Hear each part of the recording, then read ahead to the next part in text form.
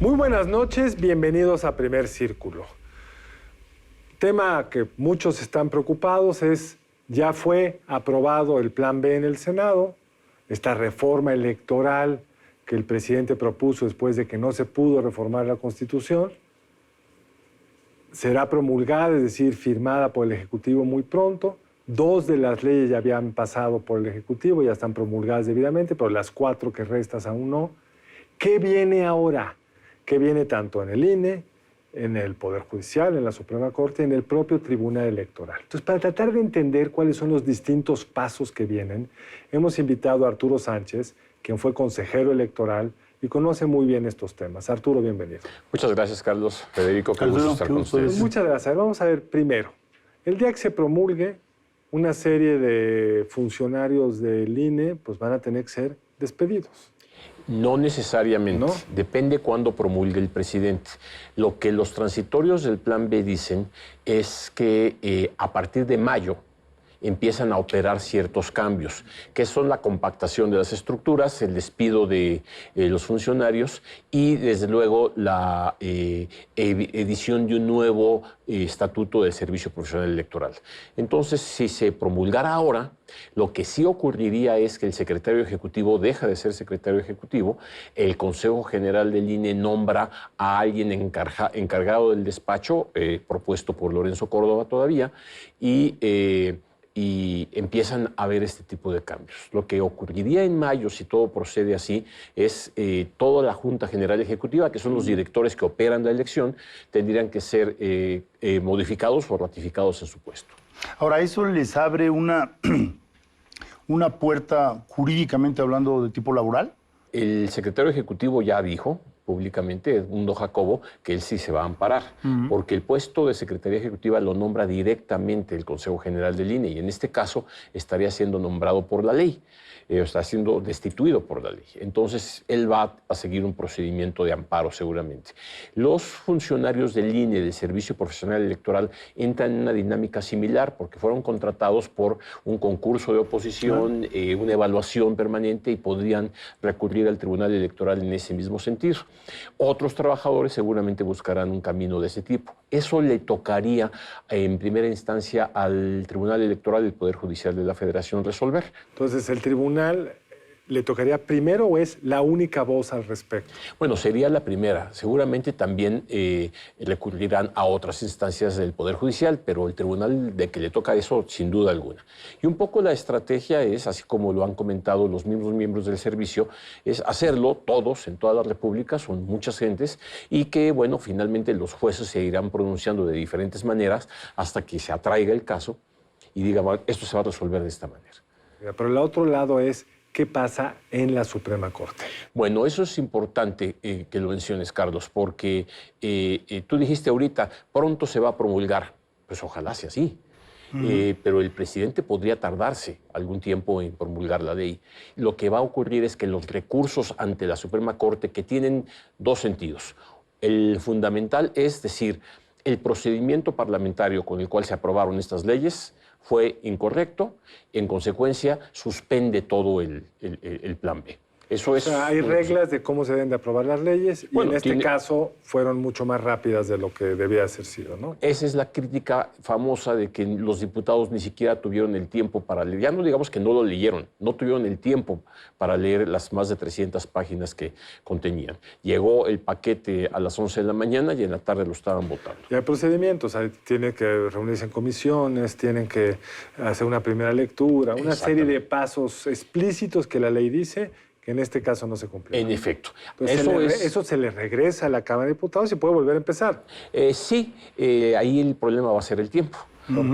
Porque si la ley sí establece que no... Primero, se tiene que presentar como se presentó en esta legislatura, no se puede volver a presentar en esta misma periodo ordinario. Y entonces, en el siguiente periodo ordinario ya están fuera de plazo para hacer reformas electorales antes de que empiece el proceso electoral. Entonces ya sería para el futuro. Nos veríamos en el 25 seguramente sobre eso. Ahora, un lugar común es decir que no hay amparos en cuestiones electorales. Sin duda. Sin embargo, dado la modificación de algunas leyes secundarias que afectan tus derechos individuales, podría proceder un amparo, como por ejemplo la información, el derecho a la información, la equidad en la capacidad del INE para tratar, a lo cual se refirió José Ramón Cosío el día de ayer. O sea que es un caso anómalo, atípico, ¿no? Totalmente. Pero lo que ocurre es que sí hay una movilización tanto individual como de varios grupos, organizaciones de la sociedad civil que quieren recurrir, por ejemplo, al juicio de protección de los derechos del ciudadano. O sea, me están limitando mi derecho a votar libremente. Así es. Y entonces voy con un juicio, no con un amparo ante el Tribunal Electoral. Pero ese juicio no necesariamente es vinculatorio ante el Congreso. Y lo grave, ustedes lo han visto, es que estamos a menos de un año de que empiece el proceso electoral y no tenemos claridad con qué leyes vamos a la elección presidencial. Un ministro de la Corte ya decretó la suspensión para las elecciones del Estado de México y de Coahuila de esas dos leyes que ya se aprobaron. Así es. Es una atribución que tiene el ministro al que le toque la primera acción correspondiente y dice, pues, ya no da tiempo de discutir el fondo, porque en este caso las elecciones son en primer domingo de junio, falta muy poco, y pues, dejar que esto corra su curso. Si después las declararan, después determinara la Suprema Corte que son inconstitucionales, pues ya no hay derecho a proteger porque ya pues, pasó la elección. Entonces es una figura bastante común en este tipo de casos. No puedes dejar que se dañe el bien tutelado, digamos. ¿Cómo funcionarían estas otras 4 leyes que fueron promulgadas? ¿Puede ser idéntico? Porque esta elección es hasta después. Bueno, si lo hacen como suspensión, en efecto, no entrarían. Mira, ¿por qué la suspensión es importante? Porque es una decisión que depende de un magistrado. El magistrado que recibe, el ministro que recibe el paquete. Y entonces no hay forma de que el instituto pueda garantizar la elección sin otra ley más que la vigente. Supongamos que se suspenden estas leyes. De cualquier manera viene la aduana del presupuesto para el 24. Si otra vez viene un recorte como el de este año o algo así, pues el instituto va a estar en imposibilidad de una gran paradoja. No puede correr gente del Servicio de Procesión Electoral porque está así en el estatuto y al mismo tiempo pues no tiene el dinero para poner las casillas. Lamentablemente, lo grave sería que ocurriera lo que ocurrió en la consulta popular o en la consulta de revocación de mandato, que el INE no pudo poner todas las casillas que dice la ley, porque no tiene dinero, y eso lo avaló la Corte. Además, me pareció muy interesante, regreso al punto de lo que dijo José Ramón Cosío ayer, en el sentido de que los más afectados serían aquellos que son los más desprotegidos en el país, o sea, las zonas serranas de Oaxaca, de Veracruz, donde si no acercas la casilla es muy difícil que el ciudadano... Y eso sí rompe el principio de equidad en el tratamiento de los ciudadanos. Y sobre todo en zonas más rurales, en donde de por sí, en esas zonas, pues las casillas no están claro. A la vuelta de tu casa. A la vuelta de tu casa, en efecto. Ahora, los recursos más importantes o los recursos que tienen un alcance mayor son tanto las acciones de inconstitucionalidad como las acciones de inconstitucionalidad. Digamos, ¿nos puede explicar cuál es cuál, quién las puede hacer y qué se puede esperar? Sí, las acciones de inconstitucionalidad, un paquete los puede proponer el INE como actor afectado. Como actor afectado. El INE y otras instituciones que puedan sentirse afectadas por... Tiene que ver con las atribuciones de los distintos poderes, ¿no? Así es. Exacto. Y inconstitucionalidad la puede demandar los partidos políticos en el Congreso. Es una cosa que para proteger a las minorías, en alguna reforma hace muchos años dijimos, no vaya a ser que la mayoría abuse de su mayoría y se vaya contra leyes presuntamente inconstitucionales. Si tú juntas un tercio, que serían los necesarios para frenar una reforma constitucional, puedes irle a pedir a la Corte, esta ley es o no inconstitucional por tales y cuales razones. Y tú resuelve. No, lo que resulta difícil de explicar es que una vez que entran los recursos de constitucionalidad y las acciones de inconstitucionalidad, necesitas no una mayoría simple en el Pleno. 8 votos. Sino 8 votos. ¿De dónde sacamos los 8 votos? ¿Quién sabe? Yo sí sé pero de así dónde. está. Entonces, alcanzar esa cifra es un poco, digamos, explicarlo es un poco difícil. Hay que acordarse de dónde vienen los 8 votos. Cuando el presidente Zedillo por primera vez dijo, yo quiero una Corte independiente, que es un gran salto, porque hasta el 94 la Corte, pues en general, le decía que sí al presidente y ya, existía, en algunos temas podía sentar una jurisprudencia adversa al Estado. En materia fiscal lo hizo, el amparo en materia fiscal fue una expansión de lo que históricamente había hecho la Corte. En fin, había casos. Durante las expropiaciones de la reforma agraria en los 20, la Corte frenó cosas. O sea, nunca fue realmente el empleado del presidente, pero era bastante menos autónomo. El presidente hace un gran cambio e inventa esta figura de inconstitucionalidad, que era que el Poder Judicial puede frenar al poder político, que no es cosa menor.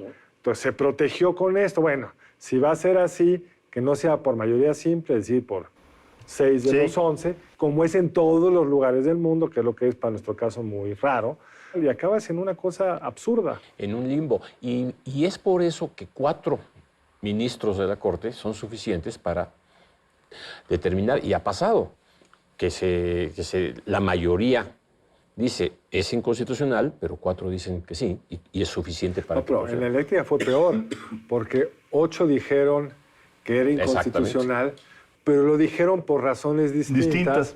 Y en una decisión muy particular del entonces presidente de la Corte, el ministro Saldívar, los contó de forma tal que nunca se juntaron los 8. Claro. La verdad es que hicimos esta Constitución tan detallada por la desconfianza de los que entonces eran oposición a que algún día, por una mayoría simple, o sea, una reforma legal que con la mitad más uno de los diputados pudiera salir, tuviera pues una involución electoral. Pero creo que el tiempo se nos está acabando.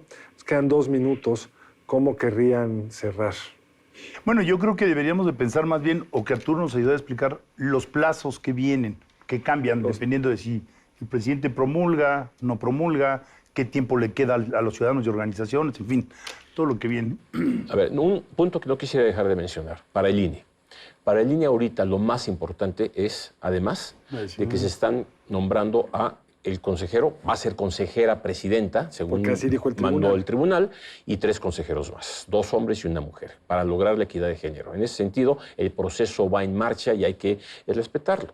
El problema es que el Comité Técnico Evaluador fue finalmente votado por la mayoría de Morena y, en consecuencia, parece haber 5 de 7 personas más afines al gobierno que en otros casos. Ese es un primer punto. En un segundo punto, pues hay que esperar que la Corte reciba, primero que se promulgue, reciba y salgan los recursos para que tengamos certeza de por dónde se van a resolver las cosas. En tercer lugar, el tribunal también tendrá que darse prisa en resolver, porque de acuerdo con la nueva ley, el proceso electoral empieza la 3ª semana de noviembre, si es que prevalece. Si no prevalece, el proceso electoral empieza en septiembre. Exacto. Quiere decir que los tiempos ya se empiezan a votar. Explícame los tiempos, porque yo vi, nos queda 30 segundos, al jefe Diego explicando que realmente la Corte tiene, del momento en que le den el recurso hasta cuando arranque el periodo electoral, porque no se acaba el 1 de junio. Sí, pero para aprovechar el tiempo, sí, pero si se tarda hasta entonces, el INE ya va a haber tenido que tomar muchas decisiones irreversibles. Que luego ya no puede permitir. Pues bueno, es un reto que tiene la Corte enfrente, es un proceso que pues, para están las instituciones, pues sí, y ojalá que salga de la mejor forma. Muchísimas gracias, Arturo. Al contrario, gracias, Arturo, Carlos, Federico. gracias, qué gusto verte por acá. Gracias a ustedes. Nos vemos aquí en la próxima emisión de Primer Círculo. Buenas noches, gracias por acompañarnos. Nos vemos el lunes entrante aquí en Primer Círculo.